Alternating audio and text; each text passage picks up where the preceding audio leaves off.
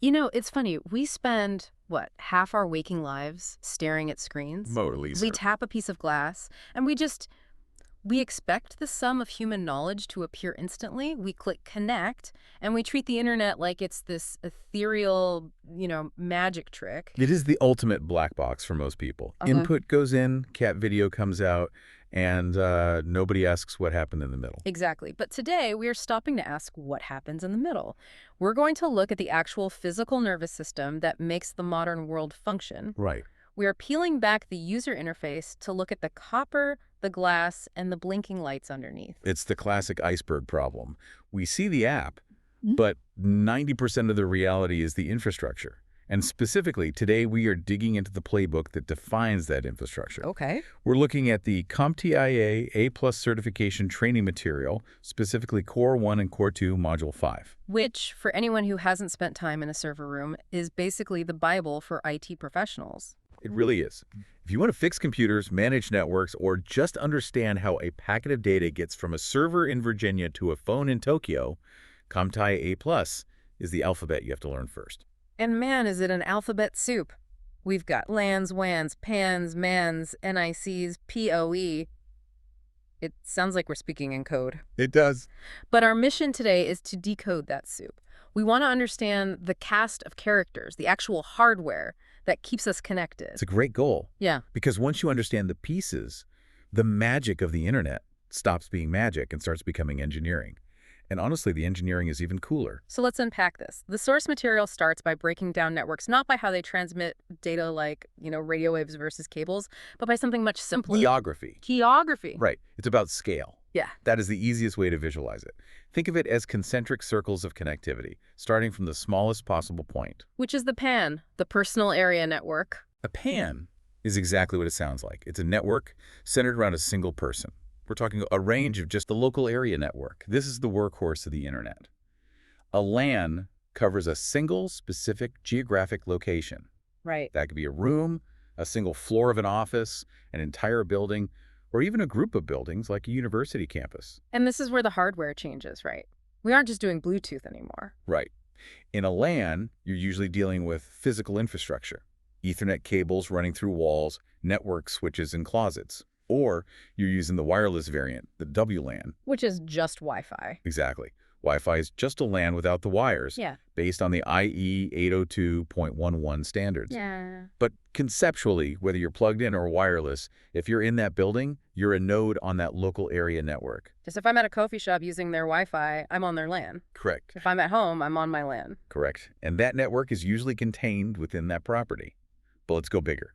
What if you need to connect that coffee shop's headquarters downtown with their warehouse on the outskirts of the city? You're too big for a LAN, but you aren't trying to cross the ocean yet. Exactly. You've graduated to a MAN, a metropolitan area network. A MAN, if it's right between the local and the wide area network.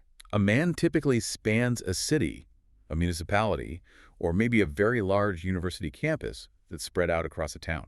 Who actually builds these? I assume the coffee shop isn't, digging up the streets to lay their own cable. No, that would be a permitting nightmare. A MAN is usually infrastructure owned by internet service providers, ISPs, or municipal governments. Oh, okay. They lay the fiber loops through the city, and then businesses or city departments lease access to it. It connects the police station to City Hall or the hospital to the clinic across town. Which brings us to the big boss, the network of networks, the WAN. The wide area network. This is the connector of connectors. A WAN spans large geographic regions, multiple cities, countries, continents, and the ultimate example of a WAN is, of course, the internet itself. So why does this distinction actually matter to someone who just wants to send an email? It matters because it helps you visualize the hops your data takes. It's a journey across scales. Think of it like a physical commute. Okay, walk me through that. When you hit send on an email, that data starts in your PAN or LAN, maybe your laptop on Wi-Fi. Okay. That's like walking out of your front door. Then it hits the ISP's infrastructure in your city, the MAN. That's like taking a bus to the train station. And then it jumps on the Finally, it jumps onto the high-speed fiber backbone, Yeah. the WAN to cross the country. That's the bullet train. And then it reverses the process on the other end to reach the recipient. Exactly. It steps down from the WAN to the MAN to the LAN and finally to the device. Understanding this geography turns the cloud into a map.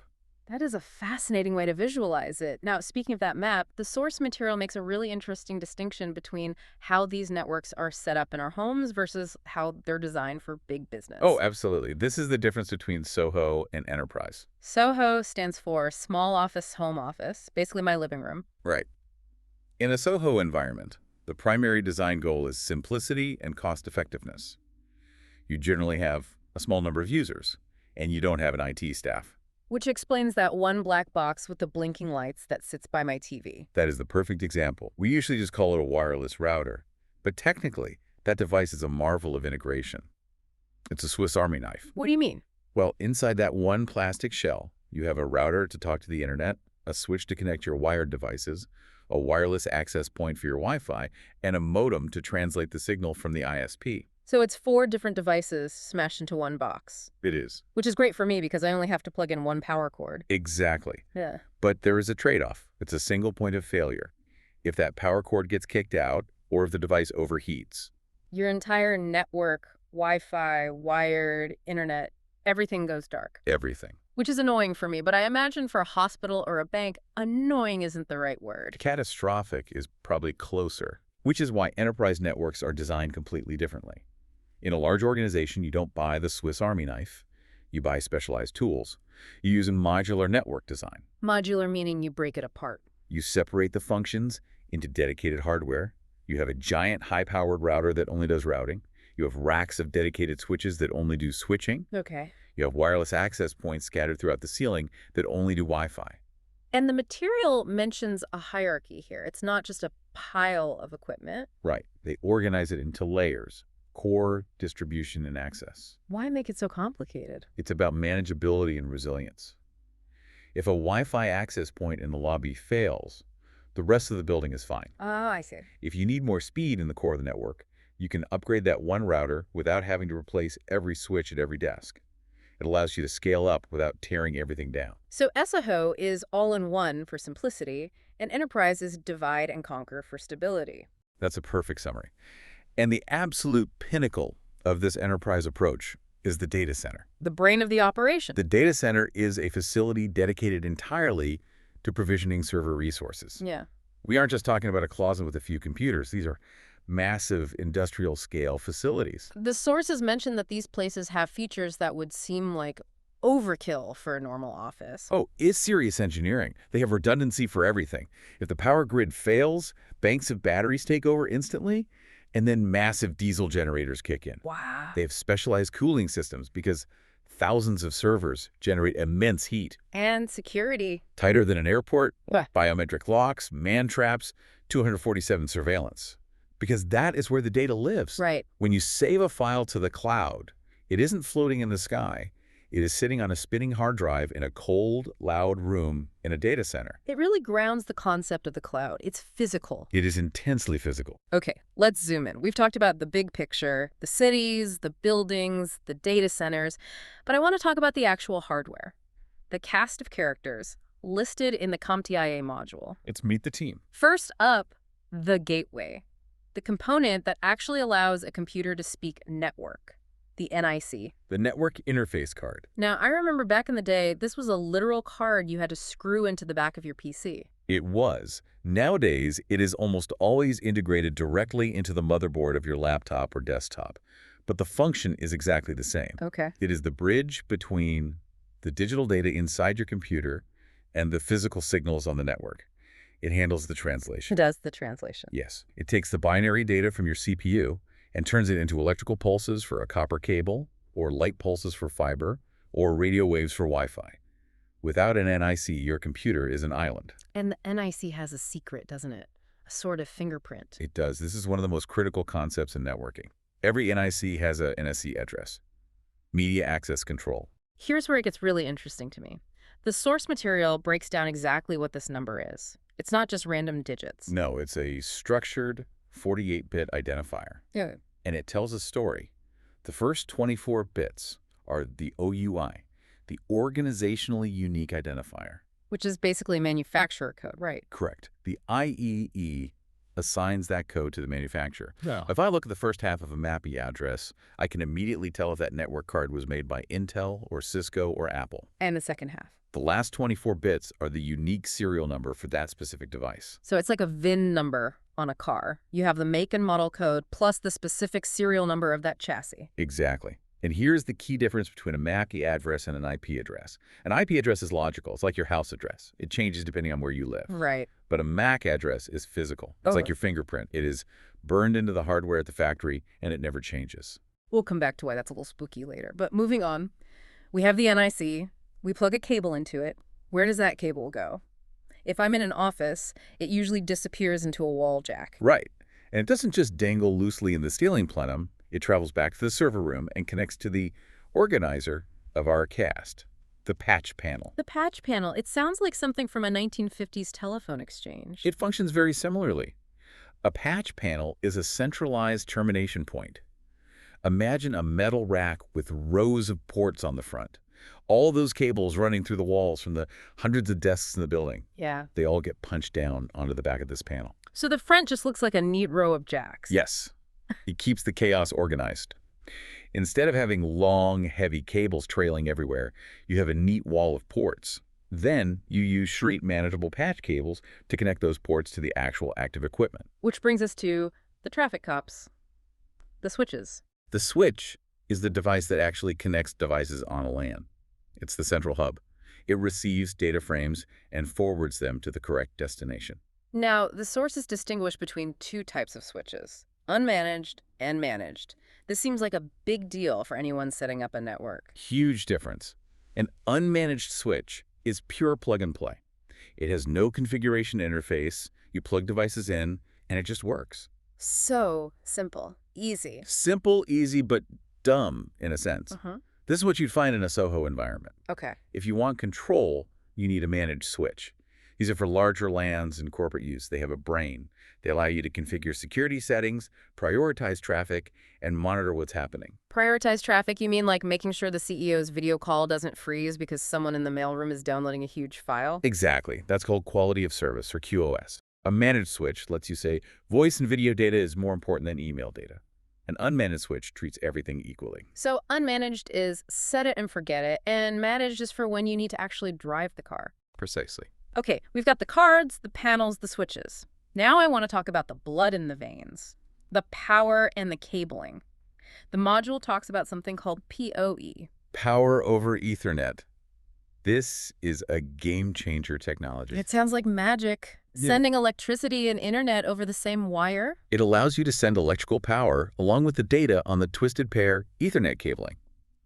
Think about the implications. Before PoE, if you wanted to mount a security camera on the ceiling or put a Wi-Fi access point in a hallway, you had two problems. You needed a data cable, and you needed to hire an electrician to install a power outlet there. Which is expensive, messy, and requires permits. Exactly. With PoE, the switch sends power right through the network cable. One cable does it all. And the sources get specific about the power levels. It's evolved over time, hasn't it? It has. We started with IE 802.3 AF Type 1, which provided up to about 15 watts, enough for a basic VoIP phone. Okay. Then came 802.3 AD Type 2 up to 30 watts. Wow. Now we have 802.3 BT. Type 3 gives you up to 60 watts, and Type 4 pushes up to 90 or even 100 watts. 100 watts. That's enough to power a laptop. Or a big digital signage screen, or a sophisticated pan-tilt zoom camera with heaters and blowers. It's really expanding what we can plug into the network without needing a separate power brick. Let's talk about the cables themselves. I always thought a cable was a cable, but apparently there's a war between STP and UTP. The Twisted Pair War. Most people use UTP unshielded twisted pair. It's the standard blue or gray cable you see everywhere. It's cheap, flexible, and works for most offices. But sometimes the environment is hostile. Hostile how? Electromagnetically. Exactly. We call it EMI, electromagnetic interference. If you were in a factory with heavy machinery or near large generators, or even in a ceiling with lots of buzzing fluorescent lights, that electrical noise can seep into the copper wire and corrupt the data. So that's where STP comes in. Shielded twisted pair. It has a foil shielding wrapped around the wire pairs or the whole cable. It acts like a Faraday cage, blocking out that interference and preventing crosstalk. But if we really want speed and distance, or if the interference is just too high, we ditch the copper entirely, don't we? We go to fiber optic. The speed of light? Literally. Yeah. Fiber uses light pulses instead of electricity. Because of that, it is totally immune to EMI. You can run fiber right next to a nuclear reactor or a lightning strike, and the signal wouldn't care. Wow. It's also the king of distance and speed, used for WAN backbones and connecting data centers.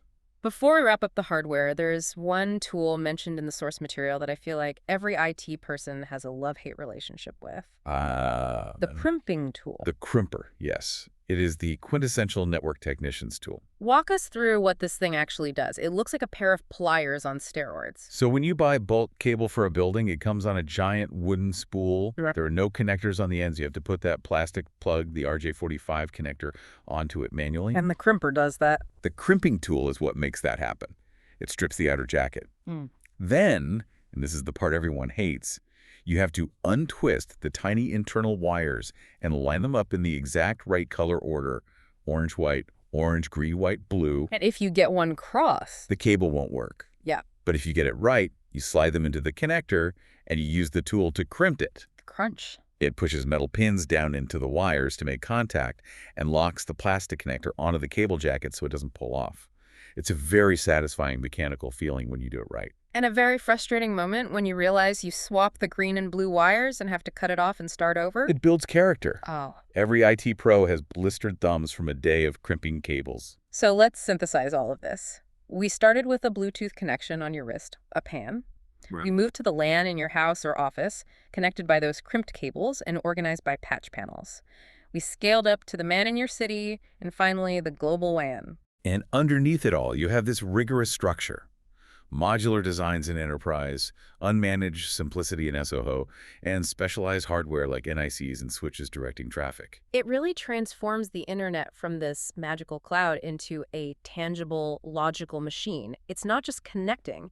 It's a series of handshakes between specific pieces of hardware. Powered by specific voltages, traveling over shielded copper or glass. And that understanding is powerful. Because if you know how it's built, you know how to fix it. It stops being a mystery and starts being a tool. Now, I want to leave our listeners with a thought to mull over. We talked about the MSC address earlier, that permanent, hard-coded digital fingerprint stamped onto your device by the manufacturer. The OUI plus the unique ID. Right. In a world where we worry about tracking cookies and software privacy, we often forget about the hardware reality. Every time your phone's Wi-Fi scans for a network, even if you don't connect, it's shouting that unique number. That is true. It's broadcasting. I am here, and I am this specific device. And unlike your IP address or your browser history, you can't just delete it. It was decided in a factory years ago. In a fully connected world where we are walking through overlapping LANs and MANs all day long, can you ever truly be anonymous when your nervous system has a serial number? It's a sobering thought. We focus on the software, but the hardware holds the ultimate identity. Something to think about the next time you click connect. Thanks for diving deep with us. Always a pleasure.